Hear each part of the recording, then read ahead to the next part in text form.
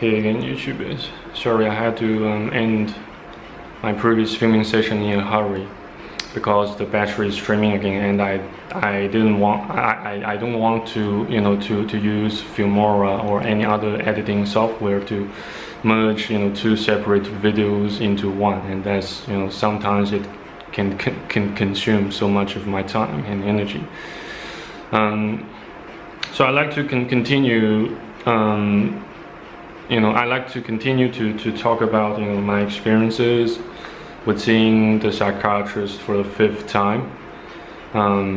Here in China, in Hebei province, in the capital city of the province. So, word to the wise: don't get sick in China. Don't fall ill in China. Once you do fall ill, get prepared to go to the cemetery, to go to the not the cemetery, but get prepared to be shipped to the incinerator. If you do happen to catch some serious illnesses, that's you won't get some decent health care, at least here in Hebei, in the northern part of China. I perceive that the pills, the medications the doctor, the psychiatrist prescribed me merely serve no purpose, serve no other purposes but merely having my symptoms under control, but not curing or healing them. So that's I perceive this piece of red pill I found to be so terrifying and also so demoralizing, because nobody told me. I knew nothing about this fact, since nobody told me until I experienced all this shit myself firsthand. So perhaps yeah, God does keep me alive for a purpose, to serve as a warning to those who who indulge in unnatural lusts, especially sex dolls, especially banging sex dolls. I see no other explanation.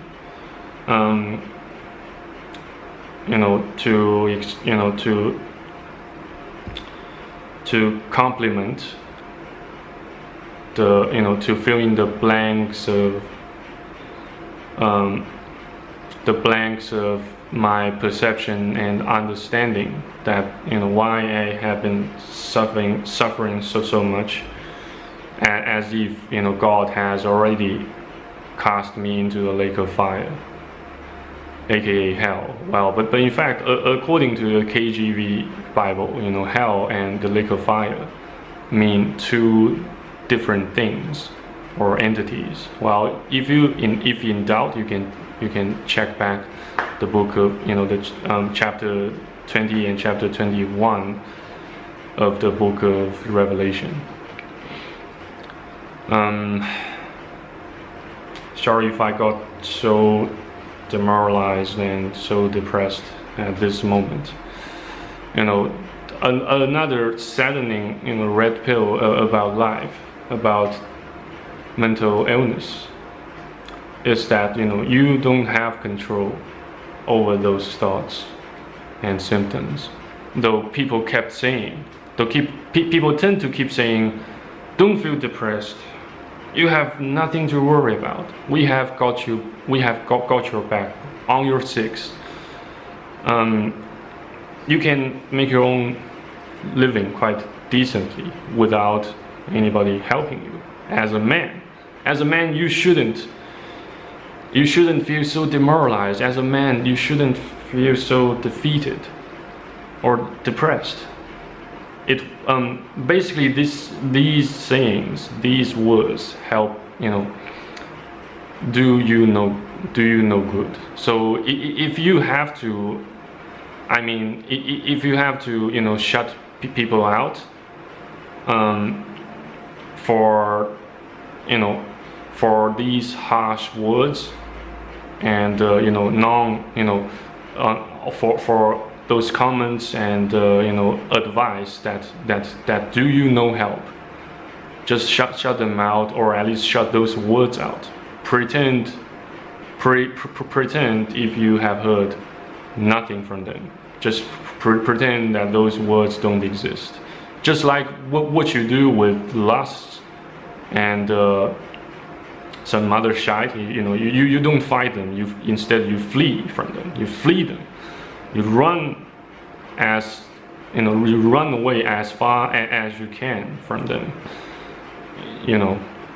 Though, yeah, I keep saying these things, and yet I am not myself doing a good job fleeing sexual immorality, fornication, etc. It's just, in particular, after I, got back from the hospital, back with my grandma, well, it has nothing to do with lasting after my grandma, but instead, my own urges grew so strong that I it heats my body up. It heated my body up as if I was having a fever, and I couldn't sleep, though I felt so exhausted. And my grandma just kind of stared at me in marvel, and saying those things like, "Wow, you are a man. You should man up. Don't feel depressed. Don't get demoralized so easily. You are the one. You carry an epic mission." Things like that. Blah blah blah. So even if from people whom you love, and from people who you love, whom you reciprocate by love, whom you reciprocate by loving one another, providing support for one another, those things, still shite like those can still, come out of those mouths, and you have to keep watch. You have to, take heed. When, while you seek advice and help, you have to hear from people who manage to overcome those similar shite firsthand. Instead of going to therapists and some other irrelevant people who have utterly no prior knowledge or idea about your suffering and troubles and problems. So I'm just giving you a bit of more advice in regards to how to seek adequate help from people, adequate and productive advice from people, instead of having to listen to all those craps and dog shite and waste your time and energy. You have limited time and energy on this earth. Remember that. You can't afford to overspend your time, to overstay your welcome. And God will never allow you to overstay your welcome in this world. Though you can choose to overstay your welcome in certain countries while you carry certain visas. Well, it's just an analogy, I found myself, a lot better at using analogies instead of using figurative speech, such as metaphors, similes, shit like those rhetorics. I I suppose I need to learn more about those rhetorics, especially figurative speech. Since I just barely passed my English exam in high school, I just barely passed it, and despite I spoke English as my first language in high school, from junior high school all the way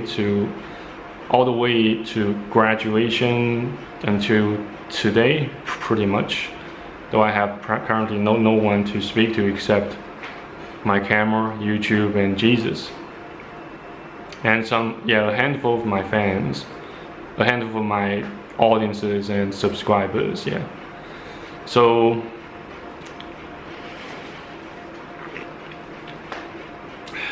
just you know what, there's a saying in the Bible that seemed to encourage indulging in lusts and some other sins in order to make yourself feel better while you still can.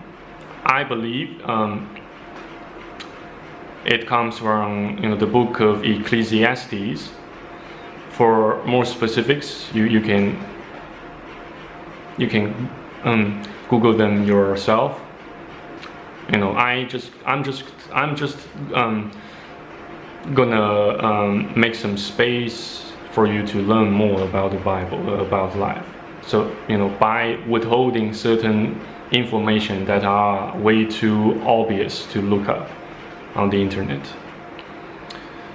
So yeah, that's pretty much I would like to say, or that's pretty much I can say in this video. I already got a sore and demoisturized throat. I have to drink as much water as I can constantly. Due to the local temperature and apparently summer in here hasn't elapsed. I heard a strange noise.